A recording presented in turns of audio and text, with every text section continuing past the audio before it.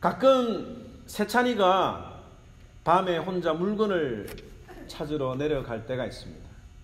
근데 그때마다 꼭 부르는 사람이 있어요. 누구를 부르느냐면 조이를 부릅니다. 아마 1층에 혼자 내려가는 게 무서워서 조이를 그렇게 부르고 같이 내려가자고 이야기를 합니다. 그런데 이 장면을 가만히 생각해 보면 그 장면을 제가 볼 때마다 웃음이 나는데, 그 이유는 뭐냐면 어디서 제가 많이 본 장면이기 때문에 그래요. 저도 어릴 때 밤에 심부름을 갈 때마다 혼자 가는 게 무서워서 항상 동생을 데리고 갔던 적이 있기 때문입니다. 아마 여러분들 중에는 남들보다 좀 담대한 분들도 있을지 모르겠지만 또 겁이 많은 분들도 있을 거예요. 조금 오래된 자료이긴 하지만 사람들이 가장 두려워하는 것들에 대해서 순위를 매긴 것이 있습니다. 1위가 뭘 것 같아요? 사람들이 가장 두려워하는 것 1위.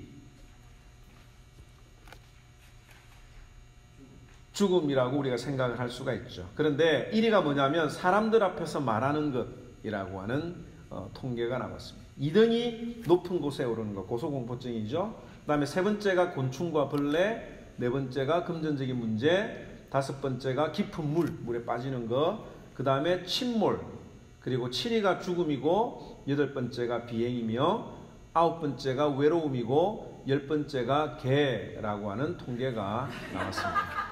네. 물론 이게 1970년대 자료고 지금은 많이 틀리죠.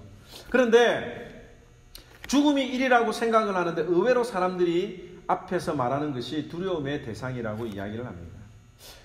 그도 그럴 것이 이 말에 약간 공감이 되는 게 뭐냐면, 제가 가끔 가다가 악몽을 꿀 때가 있습니다. 어떤 꿈을 꾸느냐면 설교 원고를 잃어버린다거나 설교 준비가 안 된 상태에서 강대상에 올라가는 꿈을 꾸면 자다가도 벌떡 일어나기도 합니다.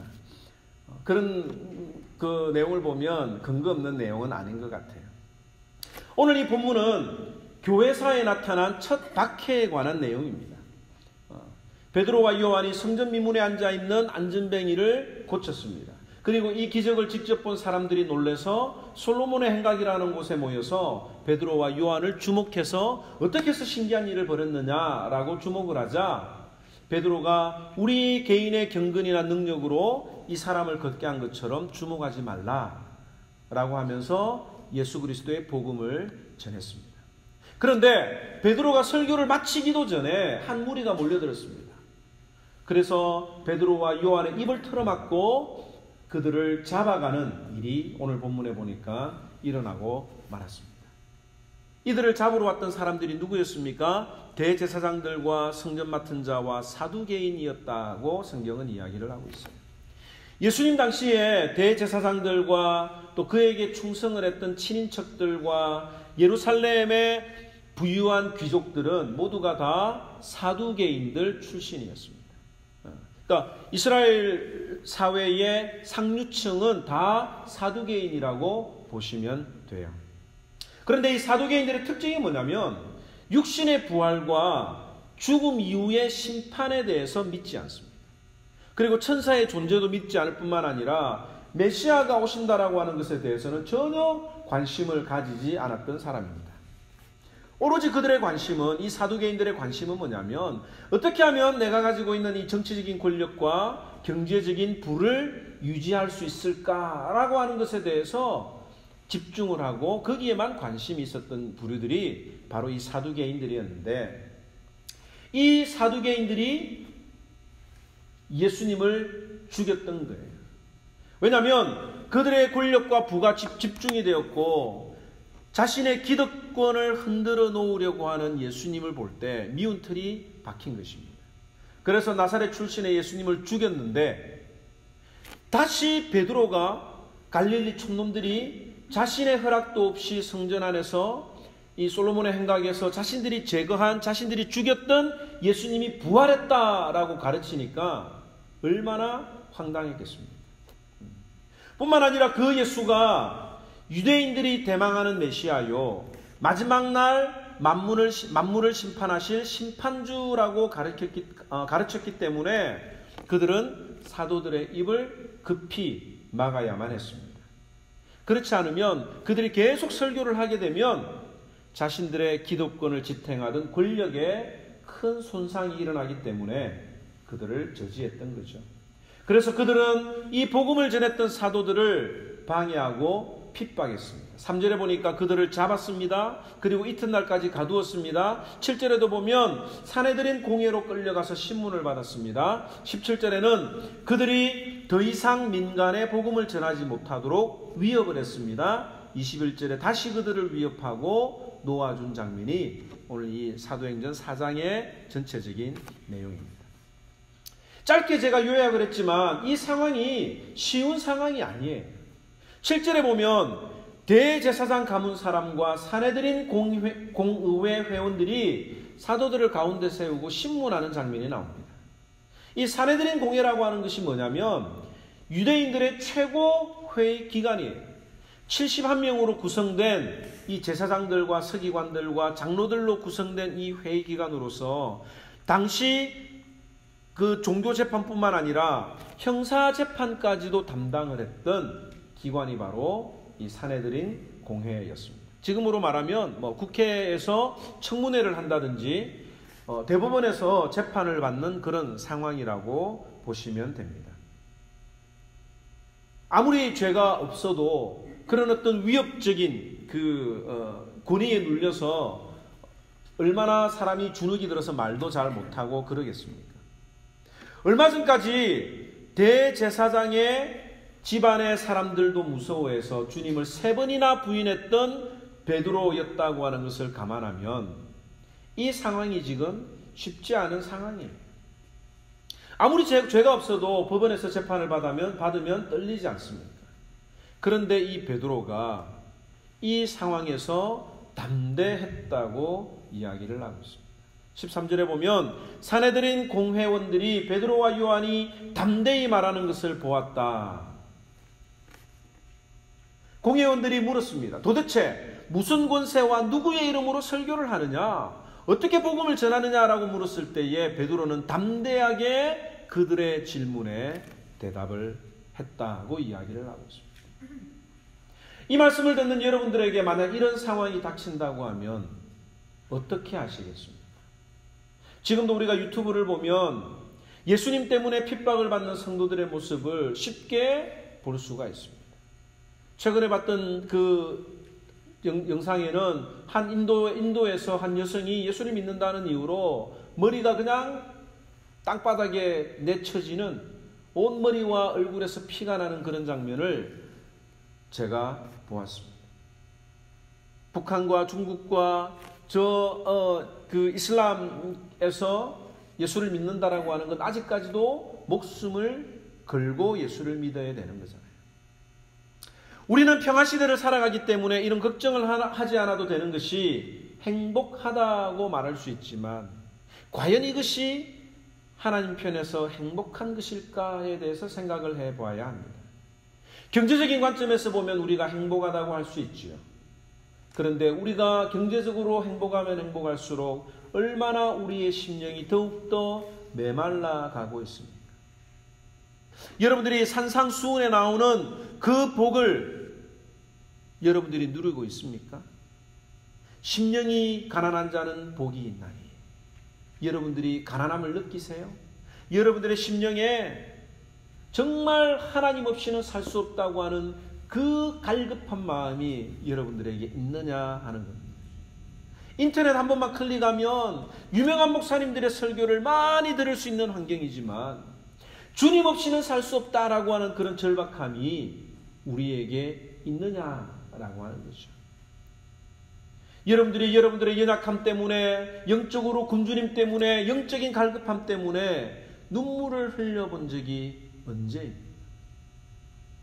주님 없이는 살 수 없다라고 하는 절박함이 우리에게 있습니까? 여러분들이 의에 줄이고 목이 마르십니까? 긍휼히 여기십니까? 마음이 청결하십니까? 의를 위해서 여러분들이 박해를 받고 있습니까? 예수님께서는 우리에게 의를 위하여 박해를 받는 자는 복이 있다고 이야기를 하셨는데, 그런 어떤 의미에서 보면 내가 과연 이 평화 시대를 살아가는 이것이 진정한 복 있는 것인가라고 생각을 해봐야 합니다. 북한과 중국의 지하교회 성도들이 기도하는 내용을 들어보면 철저하게 자신의 죄를 자복하는 모습을 볼 수가 있어요. 우리가 볼 때 정말 저 사람들은 경제적으로 너무 못 살기 때문에 별 나쁜 짓 할 것도 없을 것 같은데 날마다 주님 앞에 회개하고 자복하고 눈물을 흘리고 자기 조국과 예배의 기쁨을 달라고 기도하는 장면을 보게 됩니다. 오히려 그들이 우리를 위해서 기도를 해요. 우리를 위해서 기도할 때 소돔과 고모라 같은 곳에서 사는 사람들처럼 우리를 위해서 불쌍히 여겨달라고 기도하는 장면을 제가 본 적이 있습니다. 여러분들, 우리에게 조금씩 영적인 전투 현장이 우리에게 드러나고 있는데 이런 영적인 상황에서 맞닥뜨린다고 하면 여러분들은 모든 것들을 다 버리고 담대해질 수 있을까요? 제가 여러 번 말씀을 드리지만 동성애로 인해서 여러분의 사업에 위기가 올 때마다 담대하게 결정을 할 수 있는 용기가 있습니까? 이게 박해예요. 하나님의 말씀을 지키다가 여러분의 사업장이 문을 닫거나 직장에서 해고될 상황이라면 여러분들은 어떻게 하시겠습니까? 저는 가끔씩 제가 이 동성애에 대해서 설교를 하다가 신고가 되어서 구치소에 갇히면 어떻게 될까라고 하는 생각을 종종 합니다. 앞으로 말세가 되면 하나님의 복음을 전하는 것이 제재를 받게 되는 거예요. 그런 시대가 곧 오고 있습니다. 교회가 어려운 일을 당할 때 정말 하나님의 말씀을 지키기 위해서 내가 모든 것들을 다 내려둘 수 있는 용기가 있을까라고 제 자신을 자주자주 훈련시킵니다.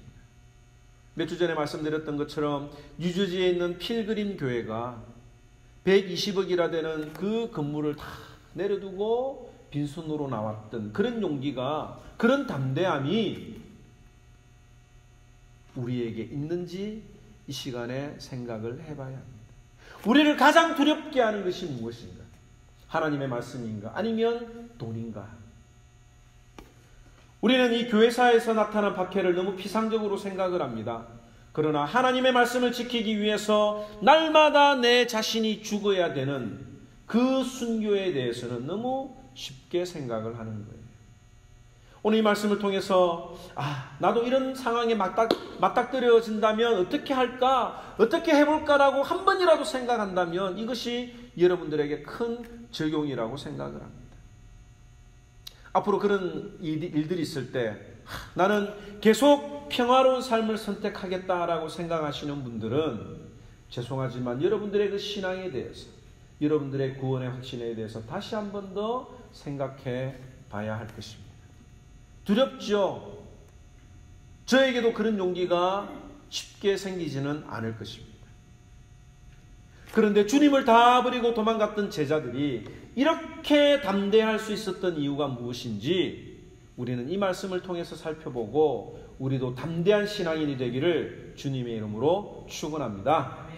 어떻게 해야 우리가 담대한 신앙을 가질 수 있을까? 첫째는 성령 충만해야 됩니다. 8절에 보니까 이에 베드로가 성령이 충만하여 이르되 라고 이야기를 하고 있어요. 성경에서 성령 충만을 설명할 때 꼭 따라오는 내용이 있어요. 그게 뭔지 아세요? 성령 충만하고 꼭 따라 나오는 내용이 있어요. 그게 뭐냐면 술 취하지 말라. 술 취하는 거하고 성령 충만하고 같이 나옵니다. 에베소서 5장 18절에 보면 술 취하지 말라 이런 방탕한 것이니 오직 성령의 충만을 받으라고 이야기를 하고 있습니다. 사람이 술에 취하면 어떻게 됩니까? 내가 아니죠. 알코올이 나를 지배해버립니다. 술이 내 기분과 내 감정과 내 행동을 다 지배해버리는 거예요. 기쁘지 않은데 술을 마시면 기분이 좋아집니다. 술이 들어가면 내가 솔직해집니다. 아파도 아픈 줄을 모릅니다. 부끄러워도 부끄러운 줄 모르는 거예요.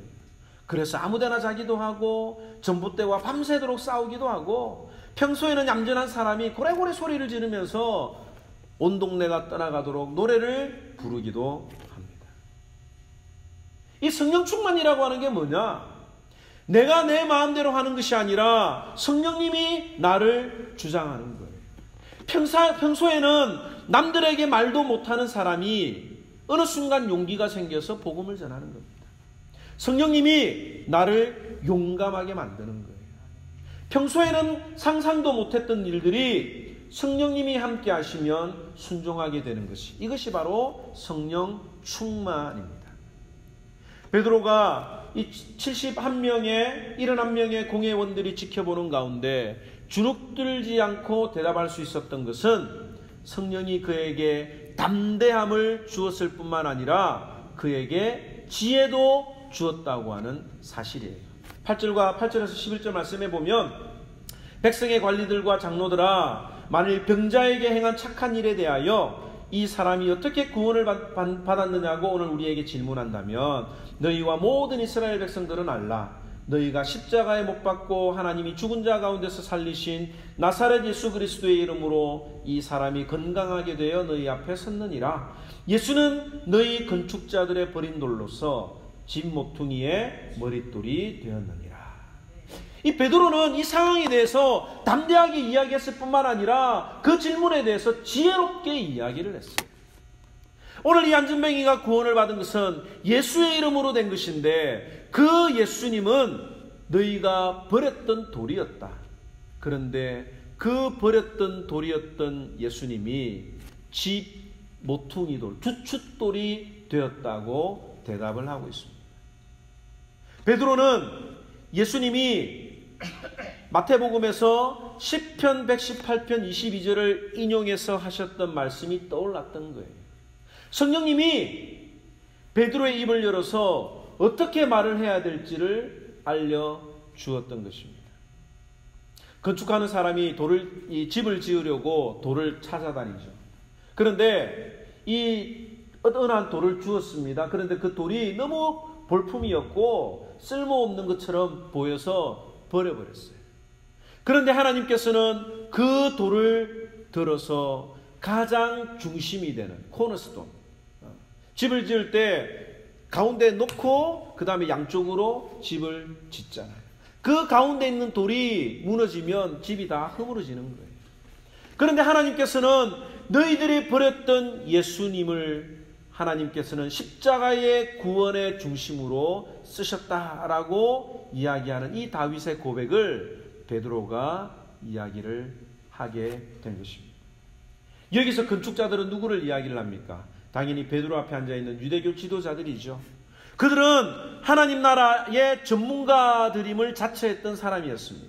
그들이 생각할 때 자신들이야말로 이 땅에 하나님 나라를 건축하는 전문가라고 생각을 했던 거예요. 그들의 눈에는 저 나사렛 출신의 예수 그리스도가 하나님 나라의 회방꾼에 지나지 않았습니다. 긁어적거렸던 거예요. 그래서 그 예수님을 십자가에 못 박아 죽여버리고 말았습니다. 그런데 하나님께서 그들이 버린 예수님을 하나님 나라의 주춧돌로 삼으시고 그 주춧돌을 지상교회로 세우셨다고 하는 사실이죠. 우리 인간들이 대부분 다 똑똑하다고 그래요. 말은 겸손하다, 잘 모릅니다 이렇게 이야기하지만 우리들의 마음속에는 교만한 마음이 있습니다. 그리고 배우면 배울수록, 직책이 높으면 높을수록 내 인생에 있어서 내가 주춧돌이 되려고 하는 어리석음을 범합니다. 내가 이 우주의 중심이라고 생각을 하는 거예요. 그런데 인간은 어떤 경우에도 자신을 위해서나 다른 사람을 위해서나 인간을 위한 주춧돌이 될 수 없다고 하는 사실입니다. 베드로가 고백하기를 12절에 다른 이로서는 구원을 얻을 수 없나니 천하 사람 중에 구원 얻을 만한 다른 이름을 우리에게 주신 일이 없다라고 이야기를 하고 있습니다. 이 유대교 지도자들은 구원을 자신들의 전유물로 생각을 하고 있었어요. 그들은 자신의 뜻에 따라서 구원을 나누어 줄 수도 있고 거두어 줄 수 있었다고 믿었지만 이 베드로는 예수 아닌 그 누구에게도 구원은 없다라고 단정을 했습니다. 그랬더니 이 말을 들었던 사두개인들의 반응은 어땠습니까? 13절에서 18절에 보면 그들이 베드로와 요한이 담대하게 말함을 보고 그들을 본래 학문 없는 범인으로 알았다가 이상히 여기며 또 전에 예수와 함께 있는 줄로 알고 또 병 나은 사람이 그들과 함께 서 있는 것을 보고 비난할 말이 없는지라. 명하여 공회에서 나가라 하고 또 서로 의논하여 이르되 이 사람을 어떻게 할까? 그들로 말미암아 유명한 표적 나타난 것이 예루살렘에 사는 모든 사람에게 알려졌으니 우리도 부인할 수 없는지라. 이것이 민간에 덮어지지 못하게 그들을 위협하여 이후에는 이 이름으로 아무에게도 말하지 말게 하자 하고 그들을 불러 경고하고 도무지 예수의 이름으로 말하지 말고 가르치지도 말라 하였다고 이야기를 하고 있습니다. 참 놀랍지 않습니까? 하나님에 대해서 박사라고 자처했던 저 유대인들이 갈릴리 시골 사람의 말을 듣고 비난할 수가 없었습니다. 부인할 수도 없었어요. 그저 예수의 이름으로 말하지 말고 가르치지 말고 협박하는 것, 가르치지 말라고 협박하는 것 외에는 그들이 할 수 있었던 것은 아무것도 없었다고 하는 거죠. 우리가 성령 하나님의 통치에 순종한다면, 매 순간마다 성령으로 충만하다면 우리는 어떤 상황에서도 담대할 수 있으며 성령님이 우리에게 지혜롭게 말할 수 있는 능력도 함께 주신다고 하는 것을 우리는 기억을 해야 합니다. 하나님의 말씀이 나를 사로잡을 때 담대해질 수 있는 거예요. 오늘 이 아이들이 시편 23편을 외웠습니다. 이 아이들이 이 젊을 때 외웠던 이 말씀들이 정말 사망의 음침한 골짜기에 들어가는 그 상황 가운데서도 이 말씀이 성령 하나님이 기억나게 하십니다. 그들이 그 사망의 음침한 골짜기를 주님의 손을 붙들고 나올 수가 있는 거예요. 이게 바로 성령 충만할 때에 죽음까지도 이겨낼 수 있는 담대함이 나오는 겁니다. 둘째는 사실만을 이야기를 해야 돼요. 우리가 담대하려고 하면 사실을 말해야 됩니다. 14절에 보면 또 병나은 사람이 그들과 함께 서 있는 것을 보고 비난할 말이 없는지라고 말을 하였습니다. 20절에도 보면 우리는 보고 들은 것을 말하지 아니할 수 없다라고 하였습니다. 이 베드로와 사도들이 담대히 말할 수 있었던 건 뭐냐면 사실이었기 때문에 그래요. 그게 자기들이 직접 보고 겪었던 사실이었기 때문에 그렇습니다. 그 자리에 산헤드린 공의회가 열리는 그 자리에 안전뱅이였던 사람이 서 있었던 그것이 그들에게는 빼도 박지도 못하는 사실이었기 때문에 그 베드로의 말에는 힘이 있었던 것입니다. 왜 우리가 살아가면서 담대하지 못합니까? 왜 우리가 살아가면서 하나님 앞에 담대하지 못하냐면 하나님의 말씀에 대한 확신이 없는 거예요. 말씀을 체험해 보지 못했기 때문에 그 말씀이 사실인지 아닌지 확신이 없기 때문에 우리가 담대하지 못한 겁니다. 죽고자 하는 자는 살고 살고자 하는 자는 죽는다라고 하는 것을 우리가 경험해 본 사람들은 죽는 거 아무렇지도 않는 거예요. 왜 우리가 신앙 간증에 힘이 있습니까? 그 사람이 실제로 그 일을 하나님의 말씀대로 살았던 그 일을 사실을 이야기하기 때문에 힘이 있는 거 아닙니까? 미국의 성경학자였던 무디는 가난한 노동자의 아들로 태어났습니다. 그래서 공부를 제대로 해본 적이 없어요. 그런데 이 무디의 마음에 예수님을 만나고 난 다음에 주일학교 학생들을 가르치고 싶었습니다. 그래서 주일학교 교장 선생님에게 이야기를 했죠. 나에게도 반을 달라. 내가 교사가 되고 싶다라고 이야기를 하니까 이 무디의 그 학벌이나 또 은울한 어떤 그런 말을 통해서 거절 아닌 거절을 당했어요. 그건 뭐냐면 좋다 해도 좋다. 그 대신 네가 전도를 해서 학생들을 모아서 반을 가르치라. 교사가 되라고 하는 조건으로 선생님이 되었습니다. 무디는 정기교육을 전혀 받지 않았기 때문에 발음이나 문법이나 철자나 모든 것들이 서툴었지만 하나님은 그를 사용하셨어요. 왜냐하면 그는 하나님의 말씀이 사실이라고 하는 것을 체험하면서 살았기 때문에 이 아이들을 가르칠 때도 힘이 있었던 것입니다. 그의 성경책에는 온통 T, P, 이 두 글자가 온 성경에 기록이 되어 있었어요. T는 뭡니까? try, test. 내가 이 말씀대로 한번 실행해 봤다라고 하는 뜻이에요. 그 다음에 P는 뭡니까? prove, 증명되었다. 이 하나님의 말씀을 내가 실험해보고 증명되었다라고 하는 사실을 그 성경책에 온통 빼곡히 적었다라고 하는 사실입니다. 신앙 간증에 힘이 있는 이유가 바로 내 삶을 통해서 사실로 증명이 되기 때문에 힘이 있는 거예요. 우리가 5월달에 귀한 분을 모시고 간증 집회를 할 예정입니다. 우리가 다른 사람들의 간증을 들을 때 도전받아야 할 것은 뭐냐면 왜 저 사람은 되고 나는 안 되는가? 이런 도전을 받아야 되는 거예요. 그 사람이 걸어갔던 그대로는 아니지만 왜 하나님의 말씀이 내 삶에는 사실로 드러나지 않는가라고 하는 것을 돌아보는 것이 간증 집회의 목적입니다. 우리 하모니 교회가 지금 체험하고 있는 것이 무엇입니까? 하나님의 말씀을 따라 복음을 전하고 선교하고 구제하면 하나님이 채워주신다라고 하는 것을 우리가 체험하고 있지 않습니다. 한 영혼이 변화되고 구원에 이르도록 자라는 것을 우리가 직접 눈으로 바라보고 있지 않습니다. 이것을 직접 눈으로 체험한 우리가 하모니 교회를 통해서 역사하시는 주님을 다른 사람들에게 담대히 전할 수 있는 거예요. 하모니 교회에 오면 아이들이 신난다. 사실이잖아요. 응? 그 사실을 우리가 담대히 전하면 주님이 역사하신다고 하는 거예요.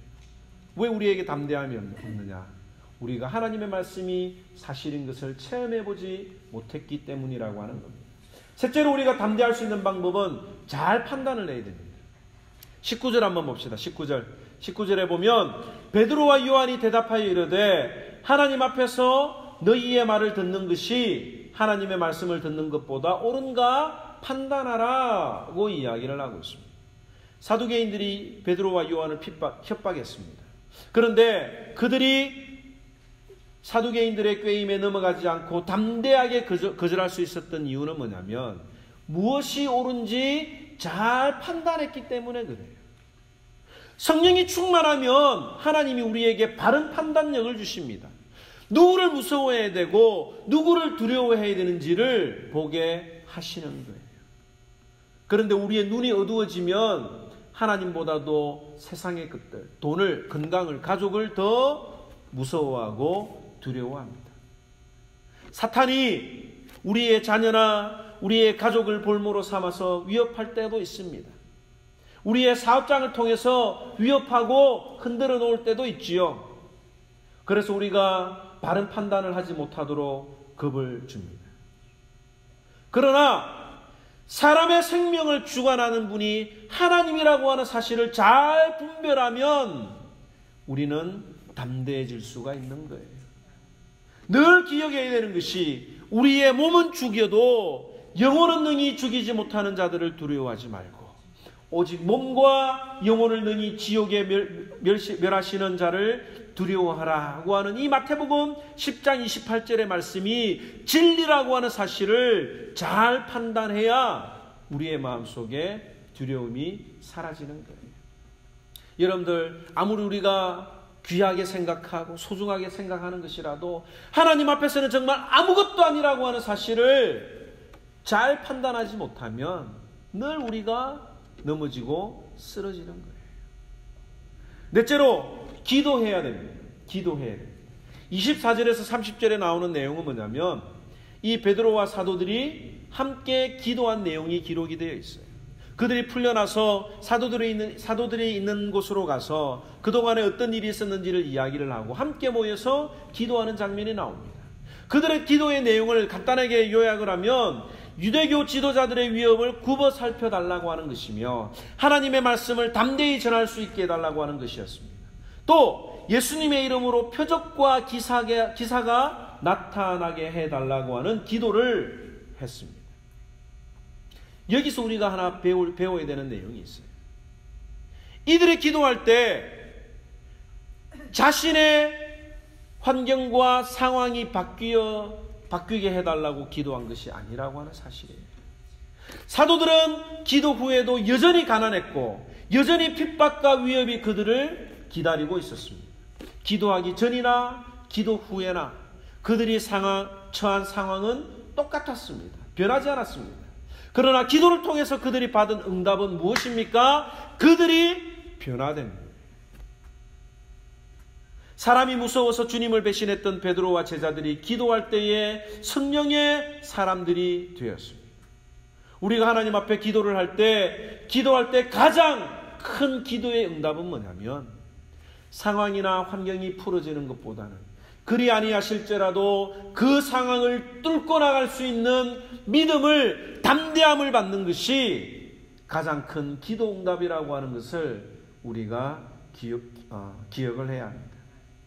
여러분들이 하나님의 말씀 앞에 순종하는 것이 두려우십니까? 기도해야 돼요. 하나님의 말씀대로 살아가야 되는데, 하나님의 말씀대로 십자가의 길을 걸어가야 되는데 두렵습니다 라고 기도할 때 하나님이 우리를 십자가의 길이 아닌 꽃길로 걸어가게 하시는 게 아니라 그 십자가의 길을 걸어가게 하되 주님만 붙들고 담대하게 걸어갈 수 있도록 인도해 주신다고 하는 사실입니다. 마지막으로 우리가 어떻게 담대한 신앙을 가질 수 있습니까? 그 결과를 믿음의 눈으로 봐야 됩니다. 오늘 이 본문에 의하면 베드로가 설교를 마치기 전에 종교 지도자들이 공권력으로 그들의 입을 막았습니다. 아마 이 일을 통해서 사람들이 두려워했을지도 몰라요. 제가 설교를 전하고 있는데 경찰이 와가지고 저를 잡아간다고 하면 여기 예배드리는 분들이 얼마나 안타까워하고 불안해 떨겠습니다. 어떤 사람들은 경찰 무섭다고 하면서 다음 주부터 교회 안 올 분들이 있을 수도 있겠죠. 그런데 놀랍게도 베드로의 설교가 중단된 이후에 오히려 예수 믿는 자들이 더 많아져서 남자만 5,000명이 넘었더라고 오늘 성경에 이야기를 하고 있습니다. 우리가 신앙생활을 하다 보면 어려움을 만날 때가 있습니다. 뒤로 물러가고 싶을 때가 있지요. 포기하고 싶을 때도 있습니다. 숨고 싶을 때도 있습니다. 그런데 주님께서는 이런 어려움들을 통해서 우리 신자들이 더욱더 든든해지고 하나님의 나라를 더욱 성장시켰다라고 하는 사실을 교회 역사를 통해서 우리가 살펴볼 수가 있습니다. 우리가 그 역사를 앞으로 계속해서 이 교회 행전을 통해서 살펴볼 계획이에요. 우리는 박해와 핍박을 믿음으로 승리하면 그 이후에 주어질 열매와 상급을 미리 볼 때에 우리가 담대해질 수가 있는 겁니다. 저는 교회가 망하는 생각을 자주 합니다. 잘 된다는 생각보다는 안 되면 어떡하지라고 하는 생각을 더 많이 하는 것 같아요. 그 이유는 제가 좀 앞에도 이야기했지만 겁이 많아서 그렇습니다. 제가 제 일을 하는 데는 자신은 있는데 하나님 앞에 선 제 모습을 생각하면 언제 어떻게 될지 모르는 인생인 것을 알기 때문에 자신이 없어요. 특별히 교회는 사업은 열심히 하고 직장생활도 열심히 하면 되지만 이 교회는 열심으로도 안 되는 일이에요. 내 힘으로 안 되고 오직 하나님의 능력으로 가능한 곳이 교회인데 내 힘으로 할 수 있는 건 아니에요. 그런데 반면에 교회를 망하게 하는 것은 얼마든지 내 능력으로 가능합니다. 교만하거나 내가 죽지 않고 살아 움직이면 게으르면 금방 망하는 것을 알기 때문에 너무너무 두려운 마음이 많이 있습니다. 그런데 주님께서는 저의 연약함을 아시고 여러분들을 저에게 붙여주셨습니다. 그리고 여러분들과 함께 교회를 세워나가고 복음을 전하라고 하십니다. 앞으로도 교회가 늘 꽃길만 걸어가고 늘 기쁜 일만 걸어가면 얼마나 좋겠습니까? 우리가 이 일을 위해서 모두가 정말 열심으로 노력을 하고 있는 것을 제가 다 알아요. 그러나 사탄이 흔들어 놓을 때 우리가 우리의 신앙을 지키는데 어려움을 당할 때 어떻게 할까라고 하는 생각을 미리 해보게 됩니다. 그러기 위해서는 우리가 한 성령님의 인도하심 앞에 순종해야 돼요. 함께 기도하고 함께 일할 때에 그 말씀이 우리들의 삶을 통해서 이루어지는 것을 함께 체험하고 우리의 눈으로 직접 봐야 할 것입니다. 그리고 말씀 가운데 바른 판단을 하고 믿음의 눈으로 하나님이 기뻐하실 사역을 감당한다면 어떤 상황 가운데서도 우리에게 승리하게 하실 줄을 믿고 여러분들과 함께 이 신앙생활을 하는 것입니다. 담대합시다. 우리의 힘으로는 담대할 수 없지만 날마다 성령 충만하고 우리가 하나님의 말씀이 사실로 증명되어서 바른 판단을 하고 주님 앞에 늘 기도할 때에 지금은 힘들어도 우리에게 주어질 그 열매를 생각하며 상급을 생각하며 우리가 한순간 한순간 걸어가면 주님이 우리와 함께 일하신다라고 하는 사실을 믿는 마음으로 우리 찬양 부르고 기도하도록 하겠습니다.